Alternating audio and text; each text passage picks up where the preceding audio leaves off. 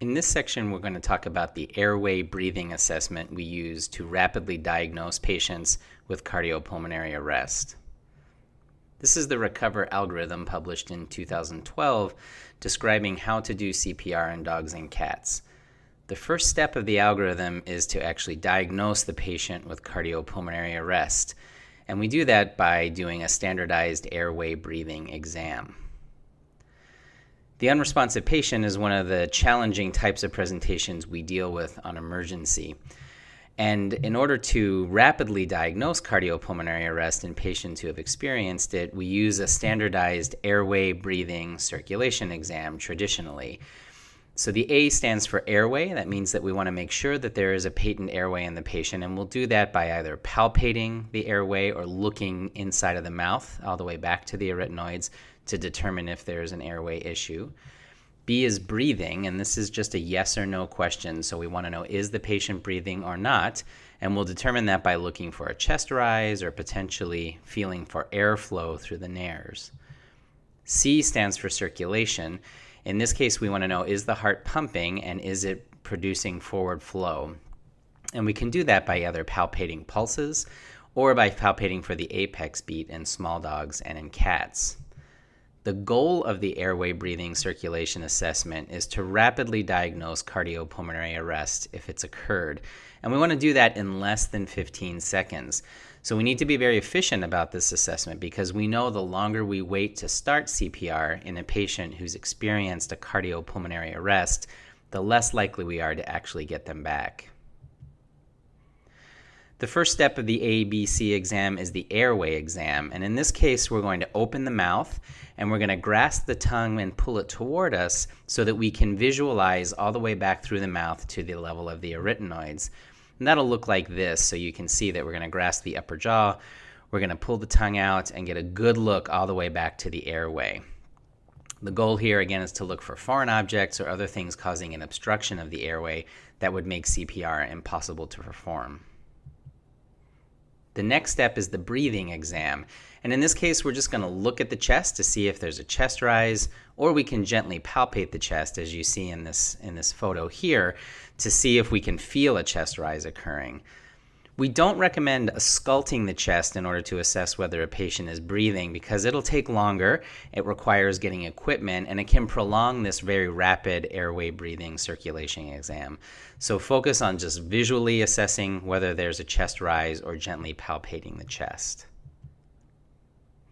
It's important to differentiate agonal breathing, which is not a type of breathing that's going to be effective, from normal breathing in a patient. We don't want to put off starting CPR in a patient who's having ineffective agonal breaths.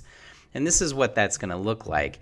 Basically, this patient has arrested, and you can see that there are movements that look like breaths, but you can tell that this patient is agonal and is not actually effectively breathing because he's unresponsive to stimulation, and he has fixed and dilated pupils as well.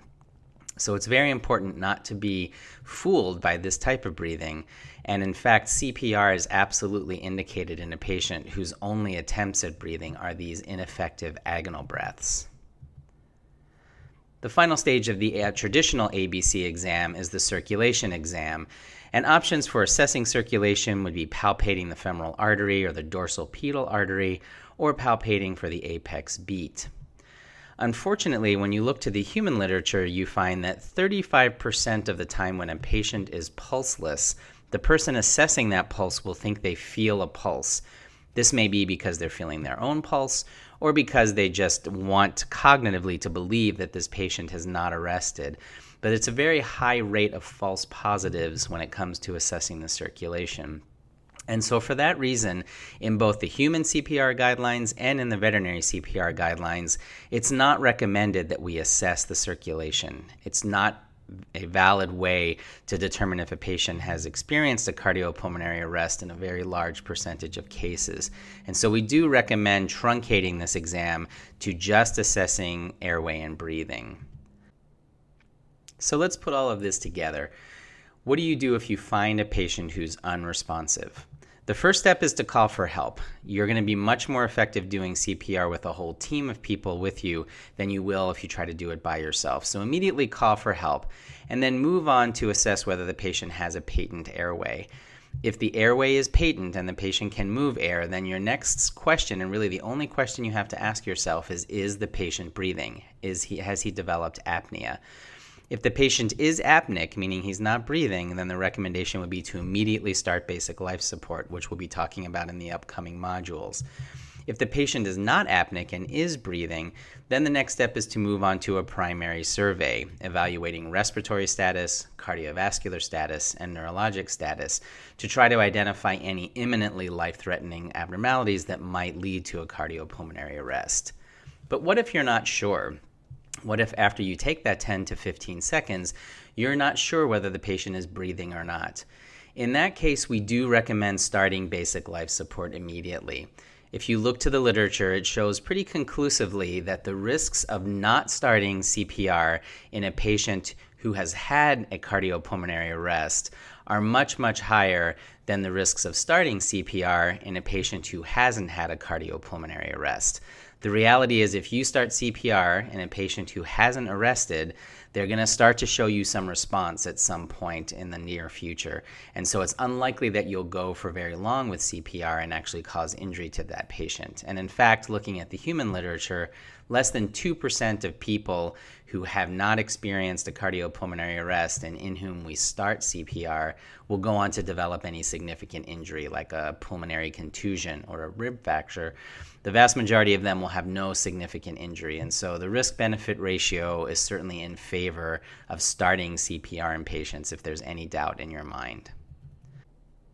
So to summarize what we've talked about in this brief airway breathing exam module, you're going to use the A-B exam in any unresponsive patient, and your goal of using that exam is to diagnose cardiopulmonary arrest in less than 15 seconds. So it's a very focused and rapid exam. We don't recommend assessing the circulation anymore, and that's true in both the human guidelines as well as in our veterinary guidelines because of the high risk that we're going to misdiagnose a pulseless patient. So skip the circulation exam and do strictly the airway and breathing assessment. If after 15 seconds of assessing you're unsure about whether the patient has experienced a cardiopulmonary arrest, you should start CPR. The risk-benefit ratio is always in favor of starting CPR in the patient if you're unsure.